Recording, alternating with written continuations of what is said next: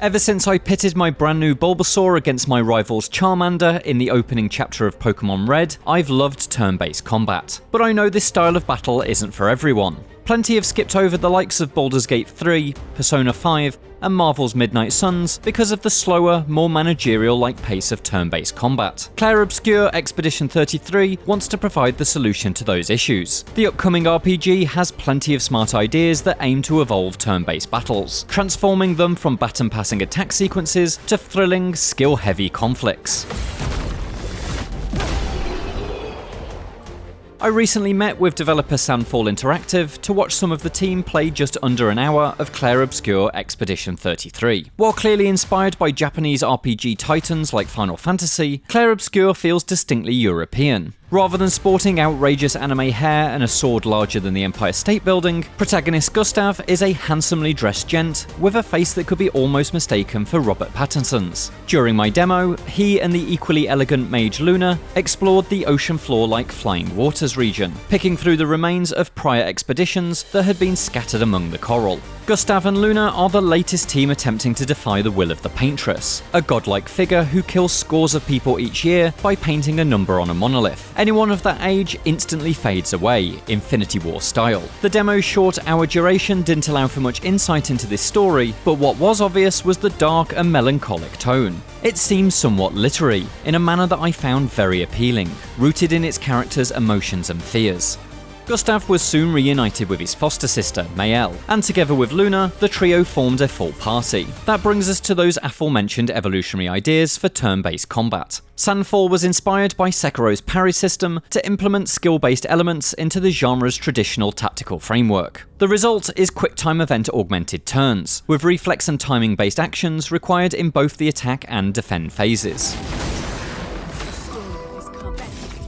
Clair Obscur isn't the first turn-based RPG to use QTEs in combat, but it's the first that I've seen that seems to put equal emphasis on both the action and tactical aspects. Every attack demands some kind of input, be that reflex testing button prompts or manually aiming a weapon at targets. More complex attacks chain together QTEs, providing a better sense of kinetic energy in each phase of the fight. But it's when your characters are on the defensive that Clair Obscur's action elements really impress. You can dodge, jump, or parry every incoming blow, and perfect deflects trigger powerful counterattacks. Gone are the days of just watching a boss unleash hell on your party. Here you can actively avoid and punish damage. The developers told me that you can even do a no-hit run of the entire game, right up to and including the final battle. Alongside these pacier ideas are more traditional staples. Clair Obscur Expedition 33 uses a menu-driven interface that looks like Persona 5's UI as translated by Dishonored. Each move requires a character to spend from their pool of action points, which gradually increases as the turns tick by. Parries refund 1 action point, and so there's an incentive to try and nail that deflect window. The better you defend yourself, the better attacks you can unleash on the next turn. Each character's ability set is unique to them, which hopefully makes them feel like significant individuals both in and out of combat. Spearheading their kits are special skills with bespoke mechanics. Luna is able to stain enemies with her spells, and then later consume those stains to inflict big damage, while Mayel is able to switch through a variety of stat-altering stances depending on which attack she uses.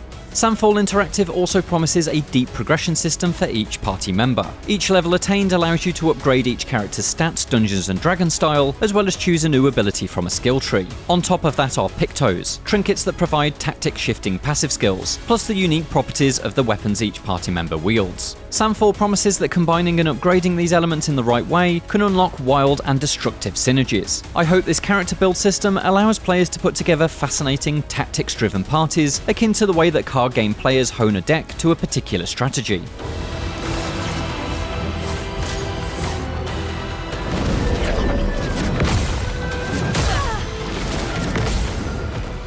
Due to the somewhat contextless nature of the demo, much of what I saw outside of combat was harder to judge. What I did take away was the sense that this is almost like a next-gen Final Fantasy from an alternate timeline. Like Square's RPGs of old, Clair Obscur is not open world, opting instead for linear regions, complete with save point-like resting spots. Sandfall promises these regions have been built to be expansive enough to allow off-the-beaten-path adventures though, including optional bosses. At this early stage, I can't say how strong Clair Obscur's exploration chops are. But what I saw ranged from the relatively mundane, such as shooting 3 symbols to unlock loot, to the genuinely funny. I met a sentient French-speaking paintbrush called Noko, who I sadly can't show you here.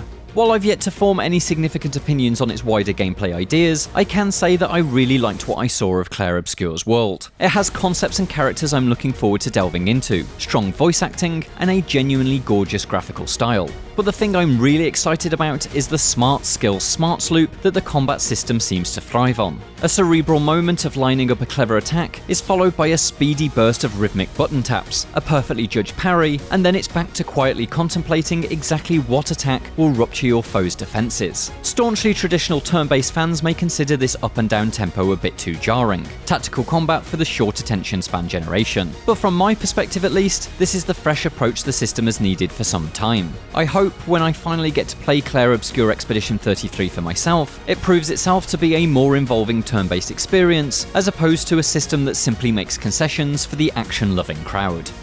For more, check out the trailer for Clair Obscur Expedition 33, as well as our previews for 2 other RPGs, Avowed and Monster Hunter Wilds. And for everything else, stick with IGN.